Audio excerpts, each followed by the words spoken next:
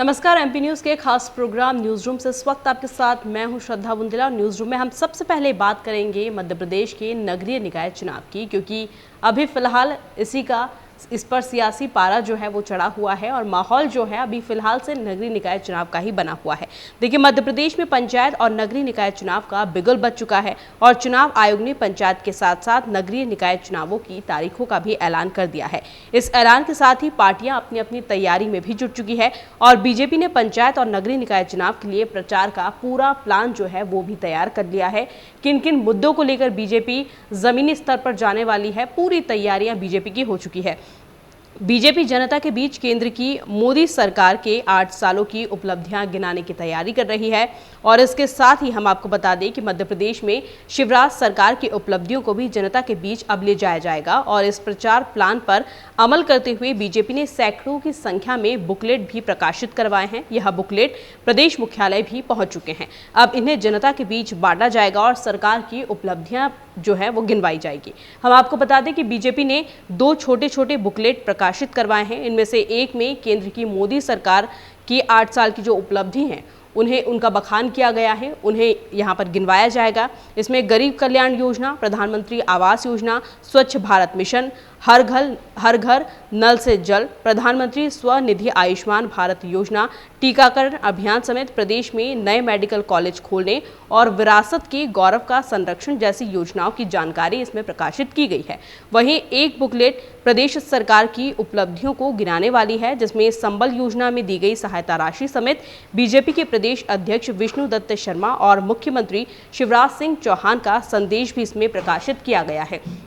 देखिए, हम आपको बता दें कि इस बुकलेट को लेकर अब सियासत जो है वो भी तेज हो चुकी है। जिस तरह से बीजेपी अपनी तैयारियों को लेकर आगे बढ़ रही है, उसको लेकर कांग्रेस ने कहीं ना कहीं तंज कसा है। हम आपको बता दें कि बीजेपी के इस प्रचार प्लान पर अब सियासत शुरू हो चुकी है और कांग्रेस ने इस पर सवाल खड़े करते हुए कहा है कि बीजेपी चुनाव में आचार संहिता का उल्लंघन कर रही है। कांग्रेस प्रवक्ता अजय यादव ने बीजेपी पर आचार संहिता के उल्लंघन का आरोप लगा दिया है। वहीं दूसरी तरफ बीजेपी ने इन आरोपों को निराधार भी बताया है और बीजेपी के प्रदेश मंत्री रजनीश अग्रवाल का ये कहना है कि चुनाव में सरकार की उपलब्धियां बताना आखिरकार किस नज़र से आदर्श आचार संहिता का उल्लंघन है, आप जरा ये बताएं। देखिए, पार्टी अपनी अपनी तैयारियों को लेकर आगे बढ़ रही है। कांग्रेस हो या बीजेपी ही, दोनों ही अपने अपने मुद्दे जो है वो लेकर ज़मीनी स्तर पर उतर चुकी है और एक दूसरे की नाकामी जो है वो अब गिनाने की कोशिशें कर रही है और इसी बीच में वार पलटवार का जो दौर है, सियासत जो है वो शुरू हो चुकी है और वो तेज़ भी हो चुकी है। खबरों में आगे बढ़ते हैं और यहाँ बात करते हैं पंचायत चुनाव की। त्रिस्तरीय पंचायत चुनाव के तहत होने जा रहे जिला पंचायत के चुनाव में इस बार उम्मीद के अनुसार दावेदार सामने नहीं आ पा रहे हैं। इंदौर जिला पंचायत के 17 सदस्यों के पदों के लिए यह चुनाव होने जा रहे हैं और कुछ वार्डों को अगर हम छोड़ दें तो यहाँ पुराने ही उम्मीदवार फिर से चुनाव मैदान में उतर रहे हैं। यहाँ पर हम आपको बता दें कि पहले कहा जा रहा था कि नए युवा चेहरे जो हैं उन्हें ही प्रत्याशी बनाया जाएगा, उन्हें मैदान में उतारा जाएगा, लेकिन कहीं पर भी ऐसा देखने को नहीं मिल रहा है। जो नए चेहरे हैं वो सामने नहीं आ रहे हैं। जो पुराने चेहरे हैं, जो कई समय से उम्मीदवार हैं, जीत कर आए हैं, वही अभी भी मैदान में उतरने की तैयारी कर रहे हैं और लगभग उन्होंने नामांकन जो है वो भी भर दिया है। जो युवा हैं वो चुनाव में इतनी ज़्यादा दिलचस्पी नहीं दिखा रहे हैं। हम आपको बता दें कि पंचायत चुनाव गैर दलीय आधार पर हो रहा है, लेकिन फिर भी प्रदेश और जिले में प्रमुख राजनीतिक दल भाजपा और कांग्रेस अपने अपने उम्मीदवार उतारती हुई यहाँ पर नजर आ रही है। इस बार भी वैसा ही है, लेकिन पंचायत चुनाव में दलों का चुनाव चिन्ह न होने से प्रत्याशी की व्यक्तिगत छवि ही अधिक काम करती है और पंचायत चुनाव के लिए नामांकन दाखिल करने की अंतिम तारीख जो है वो 6 जून है।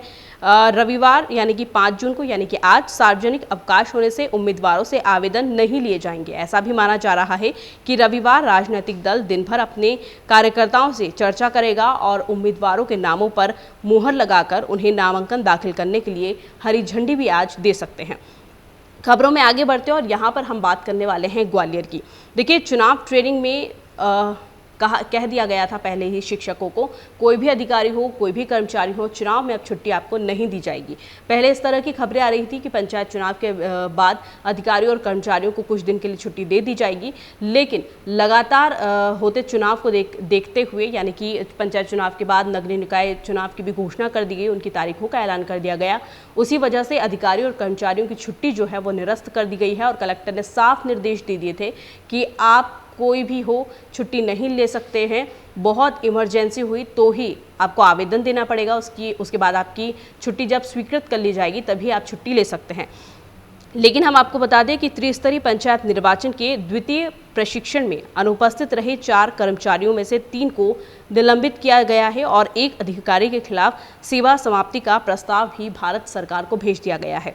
हम आपको बता दें कि चुनाव की अभी ट्रेनिंग चल रही है, काफ़ी सारे अधिकारी और कर्मचारी वहां पर मौजूद रहते हैं, किस प्रकार से चुनाव में काम करना है और सारी चीज़ों की जानकारी उन्हें दी जाती है। लेकिन हम आपको बता दें कि इस बीच जो 3 शिक्षक हैं वो निलंबित नजर आए और इसमें से बताया जा रहा है कि 1 की नौकरी भी जा सकती है। कहा तो ये भी जा रहा है कि इन पर कड़ी से कड़ी कार्रवाई भी की जाएगी और 1 जो है उसको अपनी नौकरी से हाथ भी धोना पड़ेगा, क्योंकि कलेक्टर ने साफ पहले ही सख्त निर्देश दे दिए थे कि आप किसी भी कारणवश छुट्टी जो है वो नहीं ले सकते हैं। लेकिन यहाँ पर सामने आया है कि 3 शिक्षक जो है वो गैर हाजिर थे, जिस वजह से कलेक्टर को ये कदम उठाना पड़ा। खबरों में आगे बढ़ते हैं और यहाँ पर हम बात करते हैं नए दौर के इंदौर की। देखिए, कभी कपड़ा मिलों के लिए पहचाने जाने वाले इंदौर ने पिछले 1 दशक में स्वच्छता के कार्यों से नया फ्लेवर हासिल कर लिया है। देश के प्रमुख शहरों के लिए होने वाले स्वच्छ सर्वे अभियान में इंदौर ने 5 बार नंबर 1 का खिताब जो है वो भी हासिल कर लिया है, बल्कि देश नहीं विदेश में भी अपनी एक अलग पहचान जो है वो इंदौर बना चुका है। पहले शहर में कचरे के पहाड़ हुआ करते थे। नगर निगम ने न सिर्फ कचरे के जो पहाड़ हैं उन्हें खत्म किया है, बल्कि अब शहर में प्रतिदिन निकलने वाले गीले कचरे से खाद और बायो CNG बनाई है। वहीं सूखे कचरे की प्रोसेसिंग कर उसे खत्म भी किया जा रहा है। इस पूरे प्रक्रम में नगरवासियों ने भी सहभागिता दी है। हम आपको बता दें कि शहर में कान्हा और सरस्वती नदी में मिलने वाले सीवरेज के पानी को रोकने के लिए नाला टैपिंग भी की गई और इसका परिणाम ये रहा कि देश में पहली बार इंदौर को वाटर प्लस का खिताब जो है वो भी हासिल हुआ है। और देश के अन्य शहर जहां अभी गीले और सूखे कचरे को अलग नहीं कर पा रहे हैं, वहीं अब नगर निगम द्वारा शहर के नागरिकों से गीले और सूखे के अलावा प्लास्टिक, घरेलू हानिकारक कचरा सहित 6 तरह का कचरा अलग अलग अब किया जा रहा है। तो इंदौर हर दिन नए नए आयाम जो है स्थापित कर रहा है और अपना अलग अलग जो आयाम है उन्होंने स्थापित किए हैं। अगर वो सड़क चौड़ीकरण को लेकर अगर हम बात कर लें, गीले कचरे सूखे कचरे को लेकर अगर हम बात कर लें, जल संरक्षण को लेकर अगर हम बात कर लें, नाला टैपिंग को लेकर अगर हम बात कर लें, तो बहुत सारे अलग अलग ऐसे क्षेत्र हैं जहां पर इंदौर ने नए नए आयाम स्थापित किए हैं और कई सारे शहर जो हैं वो भी कहीं ना कहीं इंदौर से बहुत कुछ सीखते हैं। यहां तक कि बाहर की टीमें जो है वो भी स्वच्छता सर्वेक्षण को लेकर इंदौर आ चुकी है। ये देख चुकी है कि कर्मचारी यहां पर किस तरह से काम करते हैं और यहां पर स्वच्छता जो है वो बनी रहती है। खबरों में आगे बढ़ते हैं और यहाँ पर हम बात करते हैं भोपाल की। देखिए, गुफा मंदिर के गौरव महंत स्वामी नारायण दास महाराज और नरहरि दास महाराज एवं महंत चंद्रमा दास त्यागी महाराज की पुण्यतिथि के उपलक्ष्य में संत सम्मेलन एवं श्री वैष्णव भास्कर विषय पर यहाँ पर 5 दिवसीय संगीतमय सत्संग महोत्सव का शुभारंभ आज दोपहर 3:30 बजे कलश यात्रा के साथ शुरू होने वाला है। हम आपको बता दें कि गुफा मंदिर से आज दोपहर 3:30 बजे कलश यात्रा निकाली जाएगी। बड़ी संख्या में इसमें साधु और संत जो है वो शामिल होने वाले हैं। प्रशासन वहाँ का अलर्ट हो चुका है, बड़ी सारी तैयारियां वहाँ पर की जा चुकी है और प्रशासन को भी अलर्ट रहने के निर्देश दे दिए हैं, क्योंकि हम आपको बता दें कि बड़ी संख्या में यहाँ पर साधु और संत जो हैं वो इकट्ठा हो सकते हैं और कुछ ऐसी स्थिति ना बने, इसलिए प्रशासन को भी अलर्ट रहने के जो निर्देश हैं वो भी दे दिए गए हैं। आगे बढ़ते हैं और बात करते हैं यहाँ पर मौसम की। तो अभी भी चिलचिलाती धूप का सामना जो है वो लोगों को करना पड़ रहा है। कुछ दिन पहले ठंडा मौसम हो चुका था जिससे गर्मी से राहत मिली थी, लेकिन अभी फ़िलहाल में वापस से चिलचिलाती धूप का लोगों को सामना करना पड़ रहा है। जून में भी इस तरह का जो आसार हैं बने हुए हैं कि बारिश अभी नहीं हो पा रही है।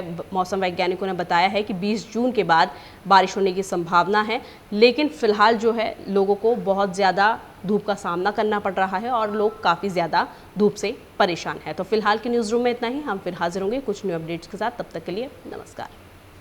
एमपी की नब्ज, एमपी का हाल, मध्य प्रदेश की हर खबर एमपी न्यूज टीवी के साथ। लगातार खबरों के लिए सब्सक्राइब करें हमारा YouTube channel MP news TV. Latest updates के लिए बेल आइकन दबाना जरा भी न भूलें।